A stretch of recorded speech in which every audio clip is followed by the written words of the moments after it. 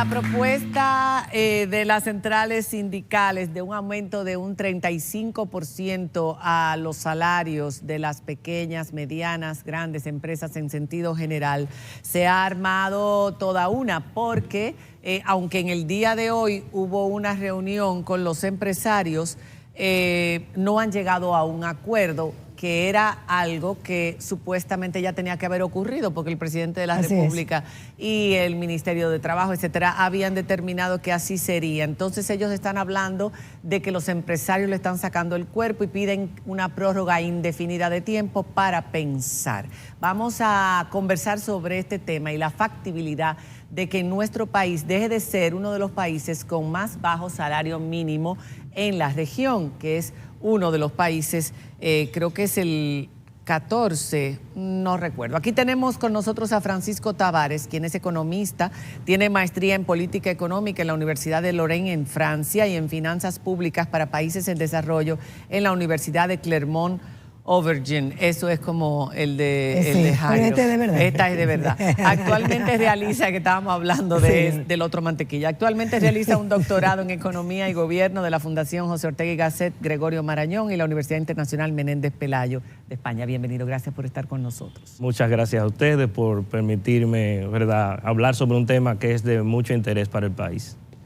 Francisco, la primera pregunta es, sabemos y estamos todos los días viendo las noticias que se han reunido, que ya han sido designados en el Comité de Salarios y las personas que van a representar cada sector. Se han hecho aumentos en los últimos 2 años, pero hay diferentes salarios mínimos, hay como 11, 12 salarios mínimos que la gente a veces dependiendo no entiende, de los sectores. Dependiendo de los sectores, pero no ha habido una clasificación empresarial que pueda ajustar ese salario dependiendo de la empresa y lo que produzca la misma. ¿Por qué no ha pasado? Actualmente, antes de que lo digas, para que la gente se edifique, los salarios mínimos no sectorizados del 1 de enero del 2022 son en empresas grandes 21,000 pesos, en empresas medianas 19,250, en empresas pequeñas 12,900, en las microempresas 11,900, en los vigilantes 17,250, trabajadores del campo 500. Y ahí pueden ver en la tabla completa.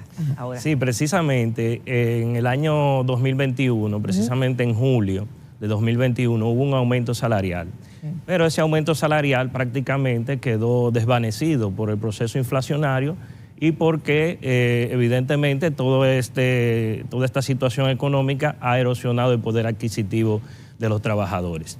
Es por eso que a finales o a mediados de este año pasado, 2022, el empresariado de forma voluntaria pues determinó que iba a hacer los ajustes salariales y entonces las organizaciones de las centrales sindicales pues tomaron esto como un indicativo y entonces hicieron la solicitud formal y están convocando al Comité Nacional de Salario, que es el espacio institucional para discutir estos temas.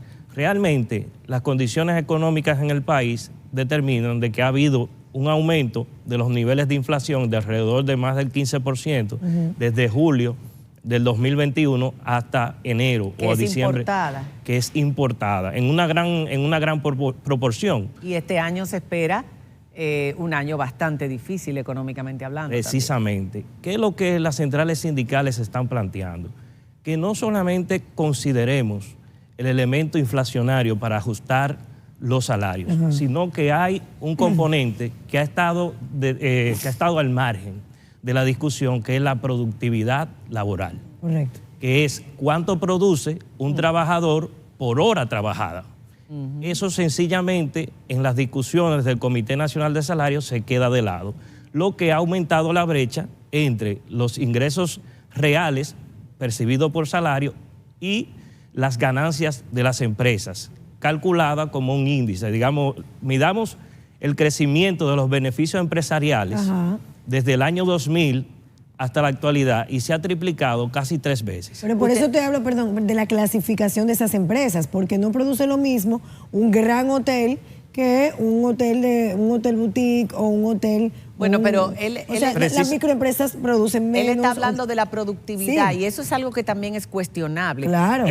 La productividad laboral, pero lo que genera la empresa. De la persona, de los empleados. ¿Ha aumentado la productividad? Porque uno nota que hay mayor distracción en estos tiempos con la empleomanía, por el uso de los teléfonos celulares, que hay una generación que no quiere ya comprometerse con un trabajo fijo en una parte. No hablamos de todos los de esta generación millennial, pero sí ocurre. Entonces, hay muchos empleadores que se quejan de la dificultad que están encontrando para tener empleados que realmente sean productivos en sus horas de trabajo y que es muy difícil controlar el tiempo que dedican al trabajo y el tiempo que dedican a la distracción que hoy ofrece todos estos recursos. Bueno, déjame responder una pregunta, una inquietud de Faride. En el año 2021, en julio, se accedió, las centrales sindicales accedieron a la reclasificación, que era un tema que estaba prácticamente vedado en los últimos 10 años, atendiendo a la solicitud empresarial. Se establecieron los tramos para la gran empresa, mediana empresa, pequeña empresa y microempresa. Sí. O sea, hay 4 salarios mínimos en el sector privado no sectorizado. Si hablamos, 23 en total. Si hablamos en total con el salario mínimo de las domésticas, que fue el último que se estableció, son 18 salarios mínimos. Eso, de alguna forma, crea poca posibilidad de que el trabajador pueda organizarse y luchar por sus derechos. Aquí el Código de Trabajo establece que todo trabajador tiene derecho a la sindicalización, pero también tiene derecho a la negociación colectiva. ¿Y qué es lo que proponen entonces los sindicatos? Porque los sindicatos tenían que haber, de hecho, promovido los sindicatos en los diferentes tipos de empresas. Entonces, ¿qué es lo que proponen para que realmente se puedan tener sindicatos que defiendan los derechos de los trabajadores en las empresas? En esa propuesta que se depositó hace 2 semanas, nosotros no solamente estamos proponiendo un aumento salarial, sino que estamos proponiendo una reforma al Comité Nacional de Salario para que incluya en las discusiones no el simple aumento salarial automático a través de la inflación, porque ese es el engaño. Precisamente cuando ajustas por inflación no estás quebrando la desigualdad en el ingreso del trabajo y la desigualdad que el mismo Ministerio de Economía estableció, que 100,000 individuos de los más ricos del país ganan lo mismo que 8 millones de dominicanos. Esto entonces, en el mundo entero eso hay que revertirlo con una política salarial en donde el Estado no solamente sea pasivo y esté mirando cuál es el nivel de inflación que hay en este periodo, sino ver efectivamente cómo pasamos de una economía de bajo salario y de alto crecimiento económico a una economía que genere dignidad en la gente. Yo te voy a hacer una pregunta. Subir los salarios no crea un mayor nivel de inflación muchas veces porque, ¿sabes cómo es? En las empresas empiezan a ajustar los precios para compensar la diferencia. Eso pasa todo el tiempo. Eso pasa cuando se hace de golpe, pero lo que nosotros estamos estableciendo es precisamente, e incluso estamos haciéndolo con indicadores, tanto de inflación como de productividad, y lo estamos agregando de tal manera que un 35% parecería un aumento exagerado, pero en términos económicos, medidos incluso por variables macroeconómicas, más o menos da en la vecindad del 35% si sumamos la inflación, no solo de la inflación general, es del quintil más bajo, que es el que gana salarios mínimos. Sí. Entonces no podemos medir ajuste por inflación en base al IPC general.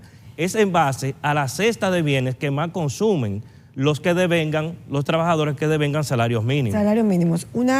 Precisamente por eso quiero enfocarme en la clasificación de las empresas, la productividad del empleador, que quiero que hablemos un poquito de eso. En esa productividad del empleador, porque ya abordamos lo de la empresa, y luego me falta algo más, pero en esa productividad del empleador, ¿qué ustedes proponen para medirla?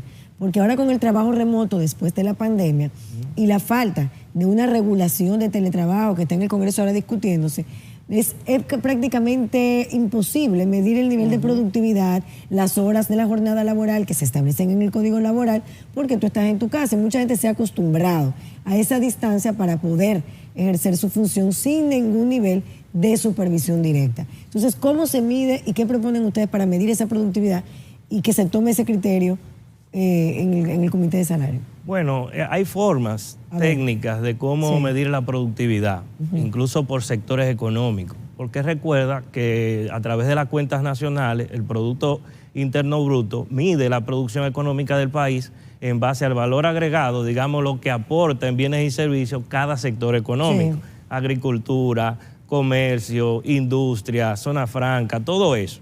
Entonces, ¿qué se mide? Sencillamente medir las horas trabajo al año y dividirla entre el Producto Interno Bruto o sencillamente sobre el valor agregado de cada sector.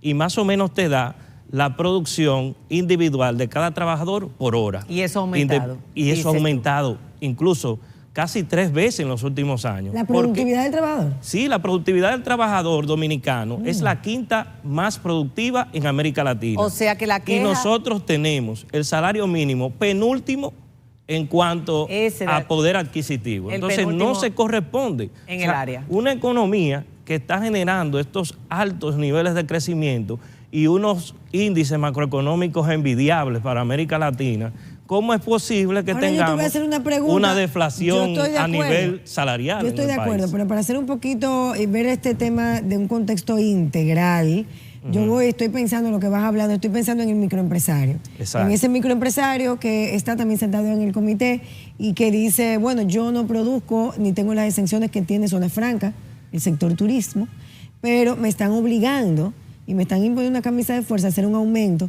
cuando yo ahora mismo no puedo enfrentarlo, cuando vengo de un COVID, cuando he tenido que pagar una serie de pasivos laborales muy fuertes, donde estoy pagando. Entonces, ese microempresario, ¿cómo lo protegemos sin que desproteja al trabajador que trabaja con él? Es un buen tema. Y lo digo a sinceridad porque cuando nosotros vemos el aporte que hace el Estado a las grandes empresas, incluso vemos cómo un sector fue capaz de colocar más de 3.500 millones de dólares en el FITUR y es de los sectores que paga salarios mínimos más bajos del país. Entonces, si el Estado de alguna forma quiere compensar eso que tú señalas de que el microempresario no puede asumir el costo laboral, porque hay que entenderlo, es otra realidad. Es un tejido productivo diferente, con mucha vulnerabilidad, que ante cualquier choque económico o situación adversa puede fácilmente quebrar la empresa. Entonces, ¿qué hacer? Pequeñas y microempresas, no solamente pequeñas y microempresas. Entonces, ese tejido productivo que es muy vulnerable, ese es al que hay que protegerlo con los impuestos que el Estado deja de percibir odiosos. Y los anticipos. Hay toda una... Mira, realmente el Estado tiene 2 maneras de incentivar a la pequeña producción: a través de la política fiscal y a través de la política monetaria. Totalmente. Esos son los elementos y aquellos que tenemos que tienen exenciones, que se acojan a las disposiciones y que hagan esa escala, porque no es lo mismo una empresa como las empresas hoteleras o las de Zona Franca, que tienen esas ventajas, que las demás. Incluso yo voy un poquito más lejos de ahí, porque cuando hablamos de incentivo tributario, hablamos de que eso debe ser por un periodo determinado y limitado. Que todo lo que comienza con periodo sobre determinado todo, en este país se permanece se queda. fijo. Pero es que eso debe tener... Era transitorio, se ha quedado. El anticipo se quedó porque hay una visión recaudadora. No, y cuando tú hablas de eliminarlo, dices, no, imposible. Eliminar. Imposible, hay una falta de Eso es un recursos. abuso y una barbaridad. Yo estoy de acuerdo con lo del anticipo. Sí, totalmente. Ahora, para que la gente esté clara, los salarios cambiarían de acuerdo a la propuesta sindical. Pasaría el salario mínimo de las grandes empresas pasaría a ser 28.350, las medianas empresas tendrían que pagar 25.988, las pequeñas 17.415, es fuerte para muchas de ellas, y las micro pasarían de 11.900 a 16.065 pesos. Los vigilantes de 17.250 a 23.288 cada mes. Y los trabajadores del campo pasarían de 500 a 625 pesos por día, jornada de día. Mira algo, yo siempre he dicho que aquí vivimos lo que se llama un dumping salarial. En el ámbito del comercio se habla de dumping cuando una empresa reduce sus costos en base a subsidios para no perder competitividad y desplazar a un competidor. En el caso dominicano hay un dumping salarial. ¿Por qué? Porque las empresas se financian con el costo bajo del trabajo en nuestro país. Incluso el perfil de inversión extranjera que nosotros atraemos es en base a eso, en base a salarios bajos. Por eso vienen salarios aquí. bajos con baja preparación, porque la gente que tiene buena preparación, hay mucha competencia en las empresas, porque como hay poca gente bien preparada, y tú lo sabes, que ese es uno de los grandes problemas de los pequeños, medianos o grandes empresarios, es la preparación en República Dominicana. Cuando hay gente bien preparada, se les paga muy bien. Cuando hay gente que tienen que ser enseñadas, es diferente. Porque estamos viendo que hay una situación... Si la contratan, porque a veces están tan muy calificadas y no la contratan. Y mira otra cosa, para no nosotros estamos viendo en los datos que la canasta básica promedio, que calcula el Banco Central, está aumentando la brecha. No podemos seguir aumentando esa fosa, esa divergencia ahora mismo entre los ingresos promedios de la economía, que están alrededor de 21 mil pesos, y la canasta básica promedio que está en nacional, que está alrededor de 43 mil pesos. O sea, hay un desfase de 21 mil pesos. Lo que quiere decir que para que una familia pueda cubrir esa canasta básica promedio, hay que trabajar el papá, la mamá, los hijos. Entonces tenemos que vernos en ese espejo y en el drama social que eso puede generar. A mí me preocupa algo, Francisco, que no quiero dejar antes de irnos, que es la informalidad. Porque nosotros tenemos más del 55% de los trabajadores en el sector informal. Y cuando hablamos de aumentos salariales, cuando hablamos de protección social, no estamos hablando de ese 55% que está en la calle, ganándose el día a día como puede y como va. Ahora la reunión del comité de salario... Que a veces ganan más que muchos empleados. Sí, y no pagan impuestos, pero también al no pagar impuestos también están desprotegidos del sistema de seguridad social, del pobre sistema de seguridad social que tenemos. Pero ese es otro tema. Ese es otro tema, porque es un tema muy largo. Pero ahora mismo, para contextualizar el punto de las negociaciones, ¿cómo van? ¿Cuándo se aspira a tener un acuerdo consensuado? Porque se ha hablado de enero. De enero prácticamente se fue. Hablan de febrero, hablan de que posiblemente sería el aumento en febrero, pero ellos quieren pactar, me imagino que ustedes dicen, los sindicatos dicen 35 y ellos van a decir 10. Ellos van a... ¿Cuánto es que ha subido la cosa? 8, la inflación. 9. La discusión no es técnica, es totalmente política y de imposición, porque ellos tienen la correlación de fuerza a su favor. Ellos tienen los técnicos. Yo soy el único economista que estoy a favor de las centrales. No es por lo que me pagan, sino por un compromiso propio. Pero ellos van a sus reuniones y lo único que dicen, vamos a ajustarle la inflación. No, señor. Vamos a profundizar en las discusiones estructurales de este país. Esto es un país que necesita ajustes salariales para que en 15 o 20 años no seamos una economía de América Latina la joyita que crece en base a zona franca y el turismo y genera desigualdad y la gente se está yendo por México. Aumentando brechas. Entonces tenemos que vernos en ese espejo, ese drama social que está teniendo el país y que no es para menos que don Pepe dice que aquí puede haber una explosión social. No ha habido una explosión social porque, y no es tremendismo, porque aquí recibimos una anestesia económica que se llama remesas. Y eso ayuda bastante. Las remesas que ayudan a esos sectores más empobrecidos, pero hay que tomar en cuenta que el 90-95% de las empresas son micros y pequeñas en República Dominicana. Pero las que emplean más, el 65, el 70% de la empleomanía lo tienen las grandes. Las grandes, O sea que si se quiere hacer un ajuste salarial, son a las grandes que hay que... un poquito. Bueno, si usted gana más y produce más, pague mejor. Eso es todo. Bueno, gracias por haber estado con nosotros, Francisco. Gracias a ustedes. Hacemos una pausa y cuando regresemos tenemos un programa muy interesante que compartir con ustedes que se está llevando a cabo sobre todo en el sur y que está ayudando a jóvenes en situaciones de vulnerabilidad entre 14 y 24 años para que todos lo conozcan, sobre todo nuestra gente del sur. Ya regresamos.